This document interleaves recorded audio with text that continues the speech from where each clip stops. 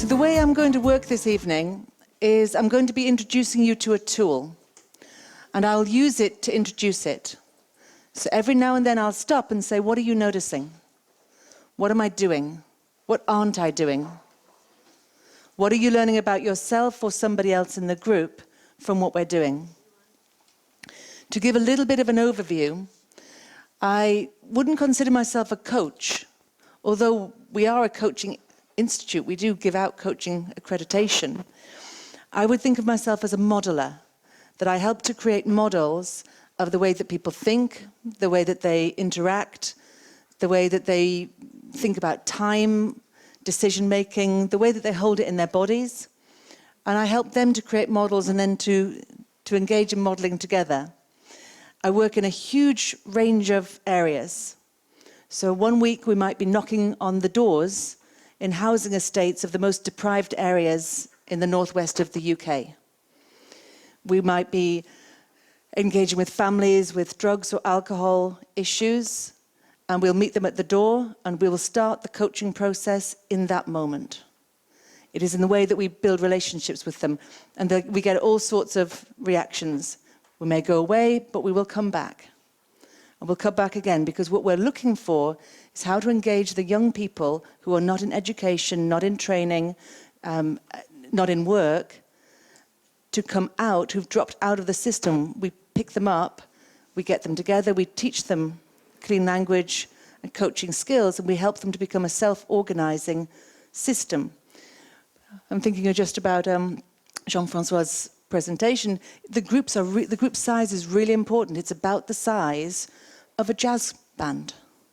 Too few, we don't have the diversity. Too many, they start to go into groups. But we create those groups. So I spend part of my time, maybe about a third of my time, doing this. But then I also, a little review.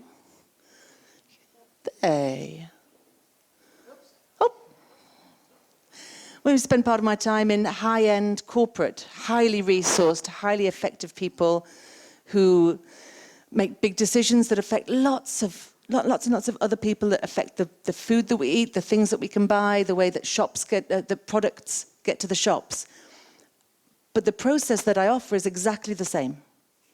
The skills that we teach the children and the skills that we work with the managers and the CEOs are exactly the same.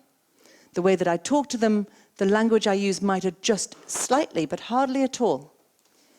So I've got all of these things. I've got clean questions, which are the tool. I've got these experiences. We work in education, the community, in business. What would you like to know before I begin? You're sitting here. I don't know you. I don't know what you'd like. I don't know how you learn. I don't know what you want to do. So I've got some experience, and I've got you. What would you like to know before we begin? And what I'll do is, rather than spend the time back and forth, if you could just speak up, and then I'll repeat what you've said. What is it you want to know about me, about the process, in order that this is a really useful hour of your time? What's the message you can bring us, and what can we do with it tomorrow? So what's the message that I bring you?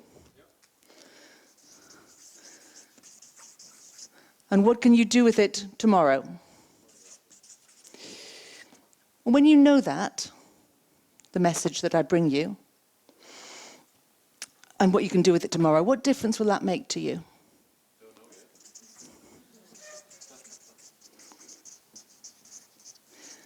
yet. Okay. Who wants to know something different?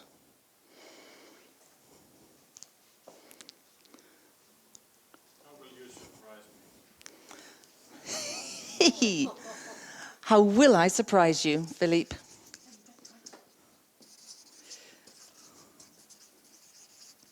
What kind of surprise? What's totally new? I've never heard of. Okay.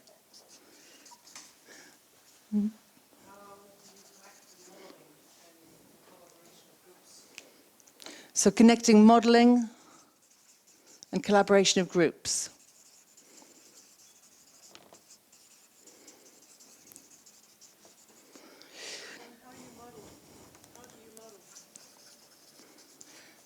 And over here, how do we model?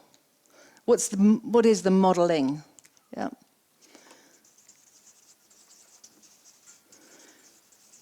Would anybody like to know anything different that's not up here? So what actual impact do you have on this? When you say what kind of impact, what actual impact? What you bring to them? Let me just check because when I hear what kind of impact do you bring, at the moment I don't know whereabouts her attention is. I don't know, does she mean if I were working with Anne, what's the impact on Anne? What do I do with Anne? Or does she mean what's the impact while it's happening? Does she mean what's the impact at the end of the project? What's the long-term benefit? So one of the things, a little bit, as Jean-Francois was saying, his breath before he speaks, for me, there's a moment of wondering. It's an attention breath. I wonder, what kind of impact? Where is she attending? Whereabouts would she like my answer? So what kind of actual impact did you mean?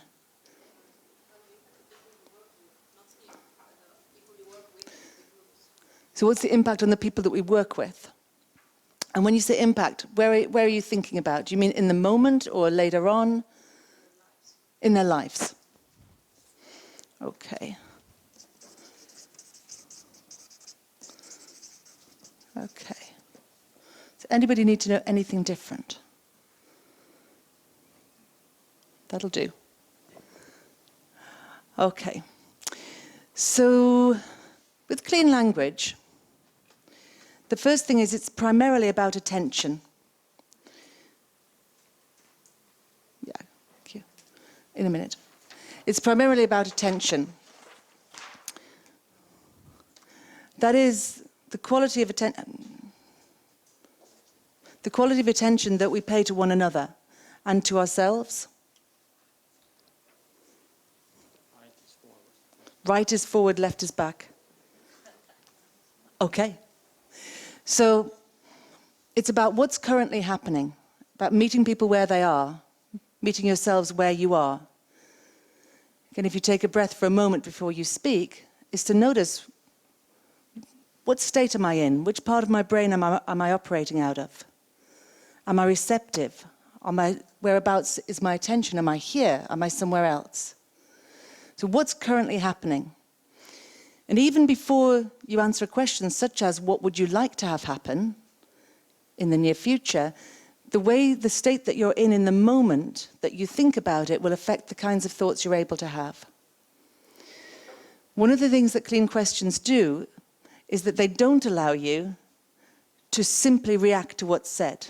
They don't allow you to put one thing right next to and on top of another. Clean questions don't have any of your own thoughts in them apart from where to place your question. So they force you to pay attention to the person in front of you. One of the impacts of that, for me, is that I'm much, much calmer and less reactive when I meet people. I can still get excited, I can still get frightened. I was a little nervous coming in here before I meet you all. But I know how to center myself again, because every time I ask a clean question, as opposed to just telling you what I think, I pay attention to you, I listen to what you've said, I watch the way that your body moves, and I place my question carefully in your space. Then I listen to your answer, and it builds iteratively on top of the first thing that you said that I've asked a question about, and I start to build up a model. Well, I'm not going to talk about it, I'm going to do some, because otherwise you won't know what a clean question is. We really need to do some of this. But once you've paid attention to what's happening, you can also then consider to yourself, what's possible? What could we do here? What's available to us? And then what would we like to have happen? So let's have a little go. One of the reasons that this was so important to me, I didn't come from this as a theoretical background. I came to it from a sense of wondering. How do we make the decisions? How do we have the thoughts that we have? One of the reasons I got so interested in this is because I moved from continent to continent to continent as a youngster. So I was born in Nigeria, where my parents were teachers and teacher trainers.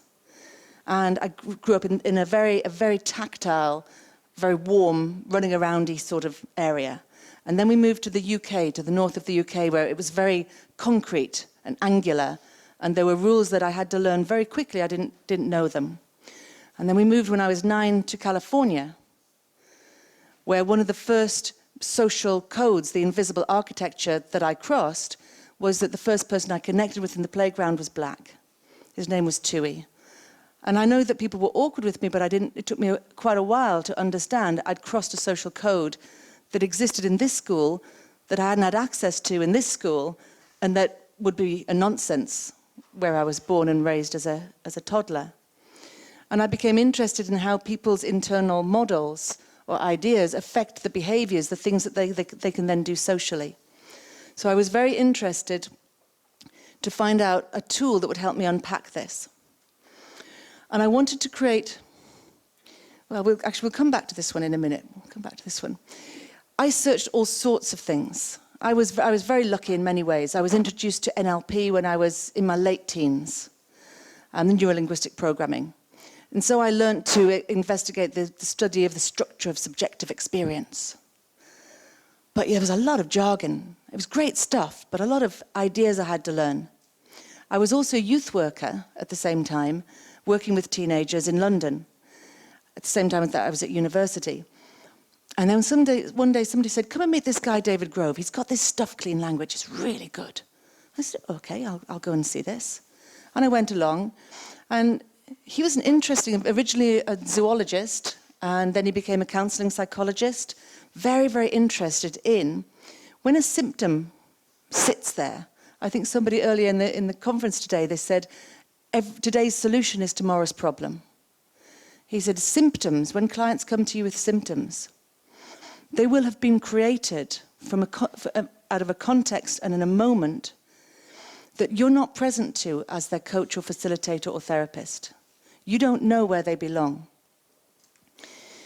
That each symptom will have a network, will be connected to cultural history, to the resources the child or had at the moment, if it was a childhood incident, that have been built up over time. He said, it's very important that you pay due diligence to symptoms, that you don't rush to outcomes, to changing things. Let's find their context. Let's find out how they exist. And it's interesting, once I started to work more closely with David, he took me to New Zealand to one of his maraes. He's part Maori. And a marae is like a spiritual home. And when we met the people on the marae, they would say, hello. Let me introduce you the way that I was taught to introduce myself. My mountain is Rosebery Topping. It's a little mountain in North Yorkshire. My father's mountain is in Aviemore. My mother's mountain is the Adirondacks. My land is Nigeria. My father's land is Newcastle, and my mother's land is New York State. I came here today by aeroplane, and my name is Caitlin. So I set myself in the context of the land, my parents' land, before I introduced myself. And in many ways, what David was doing with clean language was he was finding a way to take a symptom or a word and to source it in the context from which it had emerged, so that it made sense. And in the due diligence of paying attention in this way, he could help the clients to build a model of their experience, and in the building of the model, experiences could transform. You see, clean questions are actually really simple. They're just a bunch. You can ask about location, you can ask about attribute, you can ask sequence, or you can get metaphors. They're really, really easy. It's what you have to do to use them is the magic. Let's give a little example. If you all just take a moment and think, when you're at your best, when you're really at your best, you're like what? What are you like? Just take a moment, and again, you might want to just adjust your bodies to get yourself balanced, breathe into it, and think to yourselves, when I'm at my best, I'm like what? When you're ready, just give me an example. Who's happy to share their, when I'm at my best, I'm like what?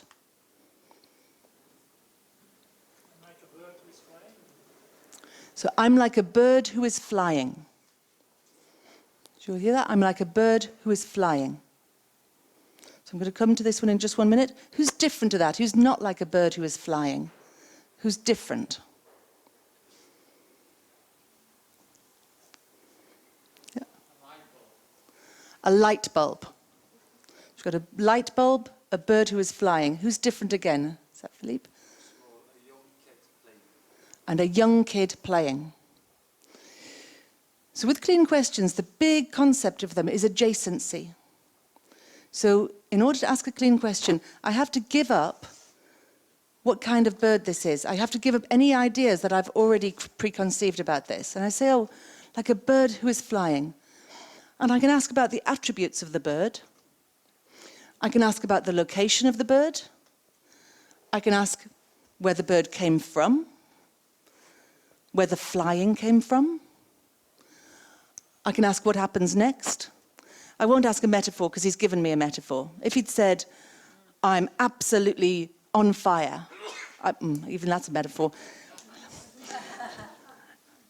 If he'd said, I'm very well organized, I could say, and you're very well organized. And when very well organized, that's organized like what? But a bird flying will accept that as a metaphor. So what the questions do is that they go next to. They accept whatever he said and they transcend it.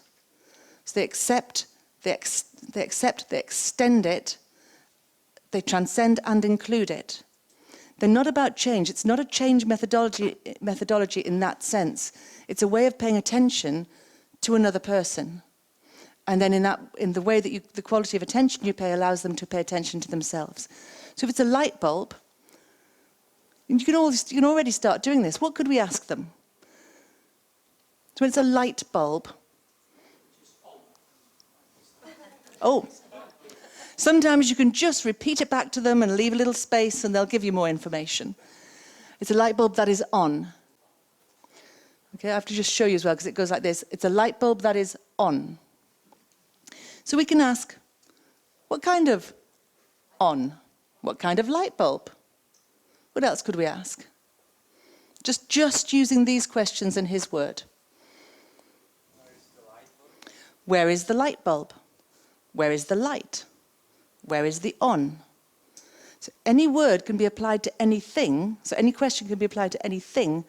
You just put them together. And it really is, when you first start this, there's no intelligence to it, apart from the intelligence to be still and pay attention. When you've had 3 or 4 answers, then you'll start to make a decision. I'm going to go this way, or I might go this way. I might follow this train of thought. But at the moment, and then we have like a young kid playing. So now you can all do it, okay? Those are the words we've got. Young kid playing. What could we ask? Where is he playing? That was the same one. Who's got some more? Now, that's a lovely contribution. Let's just listen to it. What game is he playing? So what's the non-clean of this? Yeah? It's game. So now we have because it's a new introduction. And what every new introduction does is it frames their experience. So then Philippe might either have to accept it, even though that might not be his word for it. It might be a lucky match, or he'll have to reject it. And the attention is now spent on the relationship. So in this sense, the relationship when you're doing clean modeling is not between myself and Evelyn. It would be between Evelyn and her stuff. And my job is to help build a relationship between Evelyn and her stuff. Yeah? And so we don't do any of the normal things that you do that I was taught in NLP. I don't build rapport. I don't cross my legs like her. I don't match my breathing like hers because she's just a part of the system. What I'm going to be building up is a relationship with the different parts of whatever she's brought to me. So let's just have a little go. You might as well have a little go when I've only given you a tiny bit. I'd like you to just spend no more than 2 minutes with a partner or in a 3. And the question is, when you're at your best, you're like what? You just say that back with me so I know that you've all got the question. When you're at your best, you're like what? So I want you to turn either behind or next to, and you only want to ask no more than 3 questions about whatever they say, and then swap round. So go and have a go of this now. If anybody looks lonely, just take them and include them. Okay, so just wherever you are, just let that conversation stop. And anything that you would like to share about what just happened, or what you noticed. Fair. It is surprisingly difficult not to be particularly interested or not to add anything in. It is an art. Yeah, yeah. To get rid of your own images and to go to his world. Yeah. However, one of the incredible results of it is that the cleaner I'm able to be in my conversation, the freer I am to listen, and the more sense I can make of the other person. We'll just do a little tiny bit more so that we get this basic bit right, and then we can talk about how it goes into groups. Michelle, could I just ask you a few more questions? Could you come into the light? He's a willing volunteer. We hope. So, Michelle, when you're at your best, you're like a bird flying. Yeah? So you can all start, I'll do this, but you can start doing it with me. What kind of bird? It's an eagle. It's an eagle. And when it's flying, where is it flying? It's flying above the mountains. So it's an eagle flying above the mountains. What kind of mountains? Very high mountains. So an eagle flying above very high mountains. And as the eagle's flying like that, is there anything else about the flying? Well, it's flying very quietly. He's planing. And he's planing and flying very quietly. And as he's flying quietly, then what happens? He's at his best. And he's at his best. Let's just pause a second. Okay. So just what am I doing?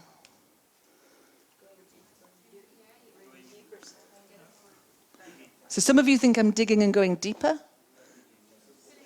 Okay. Manuel thinks I'm helping him move forward. Getting the image. Completing the image. Getting the context. Yeah. Doing all those things. So essentially, I'm getting a model. There are lots of things I don't know yet. I don't know how it starts. I don't know what it's for. I don't know how it relates to him. I don't even know what he does. So once he's an eagle flying over very high mountains and it's quiet, flying quietly and he's planing, and that's him at his best, I just have still a snippet of what is Michelle, but we can build it out. And if I let you go a second, then I might call you back in a minute. Is that okay?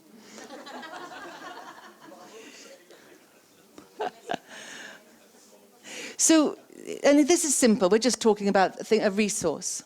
But we can model anything. You can model, if you just take a moment and you were to add up, what's 3 and 7? Don't tell me the answer. What happened? Where did your attention go? Where did yours go, David? In your head. And what happened? When I say 3 and 7, what happened? And when you thought of the answer, how did you think of the answer? Size, shape?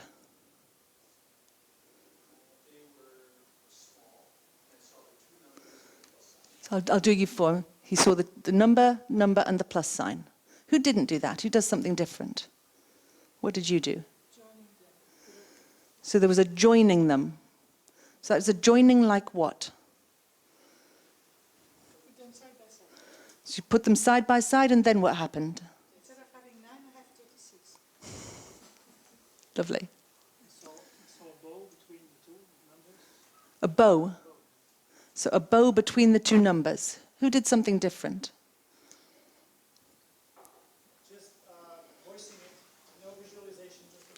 So no visualization, just the voice. So when I came across David's clean language, because I wasn't a therapist or a coach, I was a youth worker and I was studying artificial intelligence. I'd done anthropology and linguistics, and now I was doing postgraduate research in teaching computers to understand human speech. And you know what? It was fascinating. It's just not necessarily what I was made for. So I started to apply these questions to everything. How did I decide to make that piece of code and not this piece of code? Just before I make a connection in my research, what happens just before connections are made? And at the same time, I'm working with little children. How do you do addition? How do you spell words? How do you spell English? So I started to model everything. But one of the things that happened that I thought was quite extraordinary was as I taught modeling, particularly to the young people, is all sorts of things happened. I'll give you another example. So if I was to say to you, when you're losing your temper, you're like what? So just take a moment, back into your body, when you're absolutely at your worst. Like a wild animal. And you can see it's a very simple process. What kind of wild? And you can see him. And before he answers, I could hear, just notice how many of you are already wanting to fill the gap. To just imagine what kind of wild animal, who's got some ideas, before we find out from Michelle, who thought of some. What animal did you think that he might be? A tiger? Who was thinking something else? A bear? An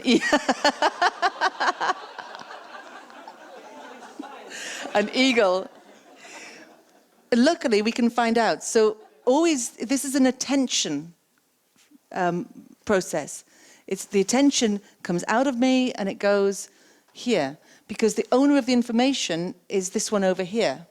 So it's all about quietening down this and then getting good enough that you can start to build up, or get him to build up a model. So what kind of wild? And you have to be as well an equal opportunities employer of the information. If you could just come in a little bit closer so they can see. He's not answering first with his mind or his words. Yeah? He's ready to jump. Yeah? And so what kind of, if I want to talk to him, this is not a conversation between Michelle and I. It's a conversation with the ready now, and the ready's here, or the jump. So it's not an eye contact coaching. It's a being present to and training my attention on where the information is. What kind of ready is that? When it's ready, when it's ready like that, what kind of ready is that? Ready to jump on that thing that's dangerous. So ready to jump on that thing that's dangerous. And when that thing is dangerous, is there anything else about the dangerous of that thing when ready to jump? Can you repeat the question? Is there? That was a lot of words. Is there anything else about the dangerous? The dangerous. It's a big danger. It's a big danger. It's my life. Uh-huh. So it's a big danger, it's my life, and it's a ready to jump. Okay, so just hold you a minute. So who's different when they're losing their temper? Who's different to that?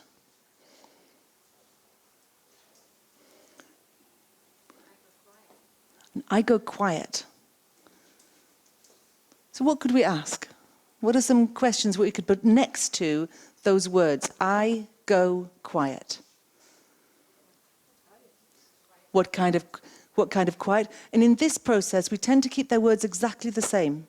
So quietness and quiet are different. It doesn't have the logic of of good logic. It doesn't have grammar. It just has quiet. What kind of quiet? Yeah? What else could we ask her? I go quiet like what? Yeah. What happens next? Oh. We don't even have to wait for that answer. Steam just comes out of those ears. So I go quiet and steam comes out of my ears.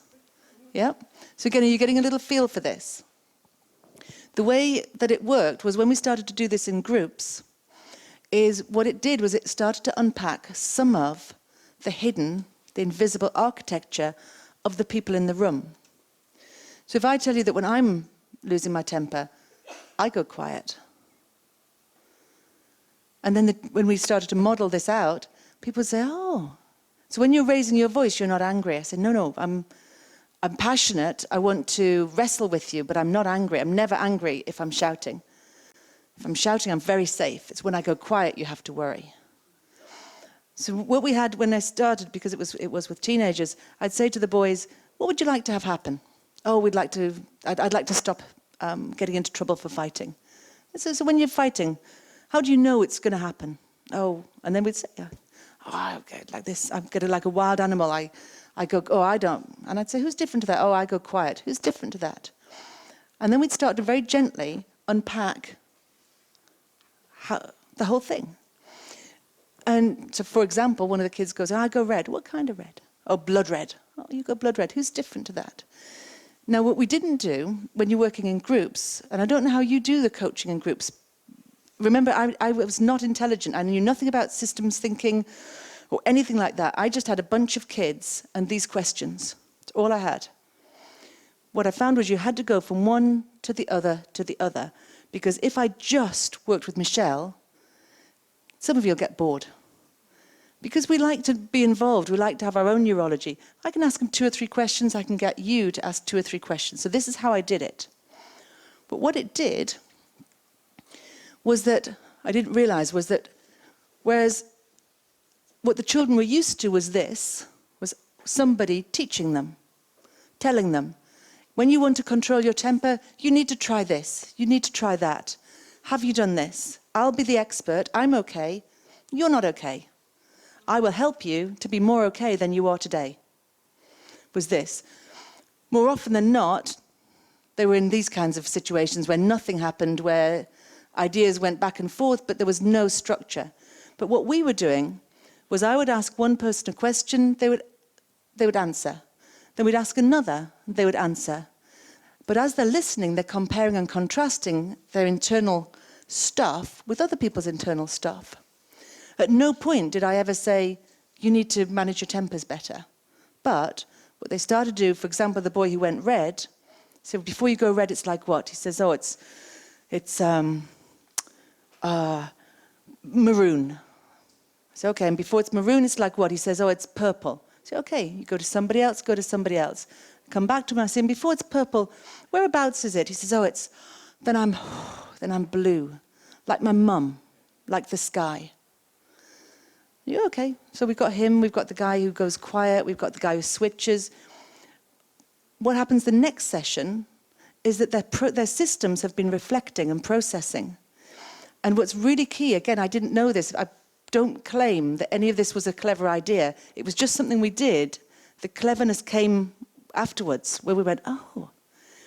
By not challenging anything that they'd said, by accepting, extending their information with these questions, they'd started to process them completely differently. So the boy who went red came back and he said, you know what, miss? When I get up in the morning, my dad's drunk, red. My clothes stink of sweat, red. I haven't got enough money to buy any food and there isn't any in the house, red.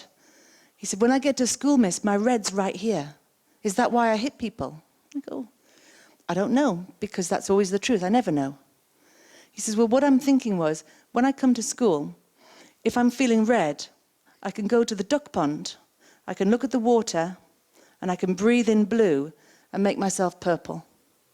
I can think about my mum and make myself purple. And then I think I won't hit people anymore. I said, okay. He said, well, will it work? I said, I don't know. Because there's another thing, is we never did motivation. Again, it wasn't clever, but I didn't know if it would work. So it would be so awful for me to say, yeah, that's great, if the next day he beats somebody up. So because I didn't know, I would just say, oh, I don't know. But he had to go. And then because he had to go, they all wanted one. And then once they all wanted one, then somebody came in, he said, can you do it with maths? I said, well, I don't know. We'll have a go. And so we started to model maths. Who's just had it come to them, who saw them together.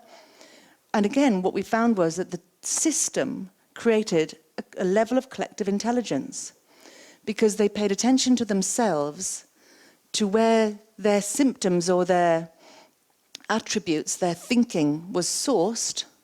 They listened to one another without judgment, and they started to learn from one another very, very quickly.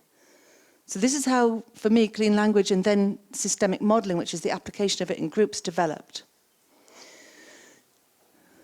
I'm thinking about coming back to your questions. With those children, the impact was that we had a 60% success rate, which is very high in this field of getting them back into education, employment. Then it was back into school. We still have it's about similar. It's about 60 to 65% now of the children go back into mainstream school, employment or training. But then somebody said, can you do it in business? I said, well, I don't know. Business? People in suits? In their 40s? Oof, how awful. But I thought, I didn't know, but you can. So what we do now is we do exactly the same thing. We come into organizations and we say, what would you like to have happen? And whoever we're talking to says something, and we start to model it. We use the clean questions to say, I want more engagement. So when you've got engagement, what kind of engagement? And it makes me laugh again, if I can tie it back with Jean-Francois. He says, I gave up using the verb to be. It's very, very similar with this. They say, the employees are disengaged.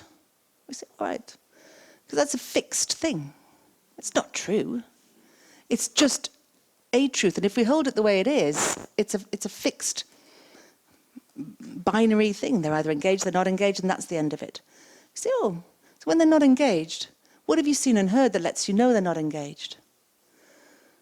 And when they're not engaged like what? And we turn it from a truth back into a model. And then we get a few of them in the room, and we do the same thing. We wouldn't necessarily model not being engaged, but we might say, so if this organization were to be just as you'd like it to be so that you could work at your best, this organization would be like what? We could model that. We could get a group of people together and model their decision-making strategies. When you're making decisions really well, making decisions is like what? We could do it here, do it here, do it here, and develop a collective intelligence of the decision-making, even if it's the worst decision-making.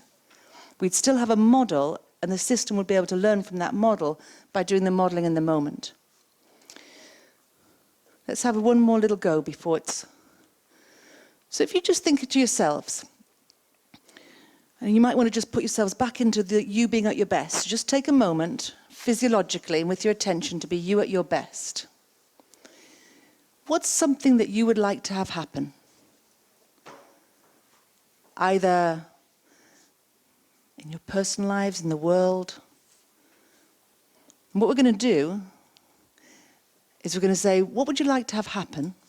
You're going to spend a couple of minutes asking some clean questions to one another.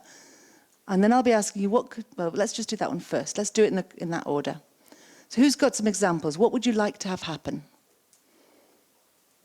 What's something that you would really like?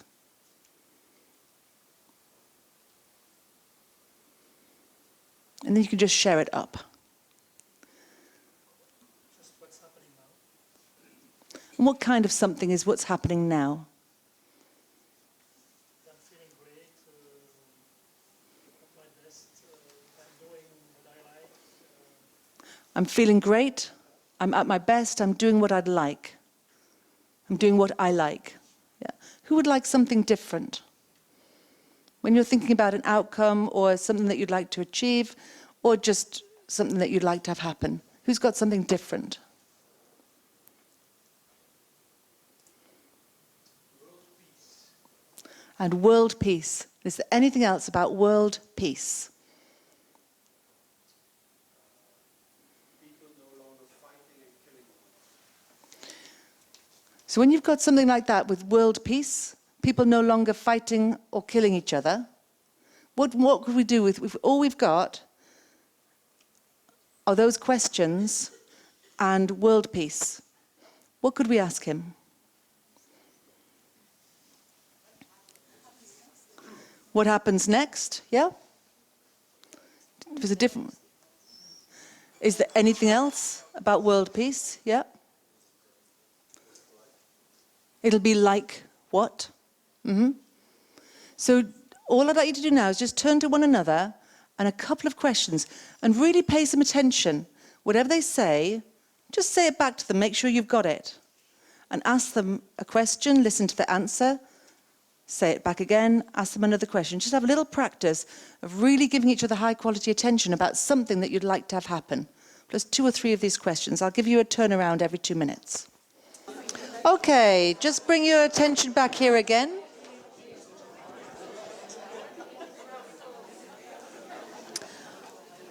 So you've had another little go of it. How are you getting on? Yeah? Yeah, you're getting on like what? What's easy, what's difficult, what's happening? The frame?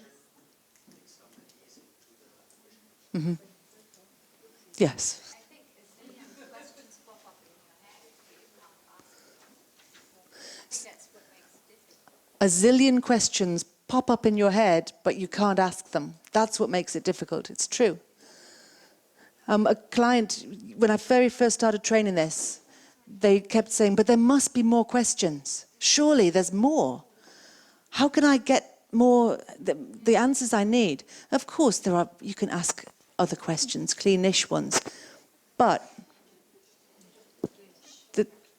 what the process teaches you to do is to pay attention. And the client, she said, when she got it, it was a 3-day training course, and as she got good at it, she said, I know what this is like. She said, I remember at my mother's house, we had a knife rack with every knife for grapefruit or for eggs or for meat. She said, this is like having just one knife. You have to really think carefully about the way that you cut it. I said, yes, the less questions you have, the more attention you have to pay. Anything else about having a little go of it? How are you getting on? Make me think of what Françoise Gouriski was saying before, that as coaches, we shouldn't work so much, really to have the attention.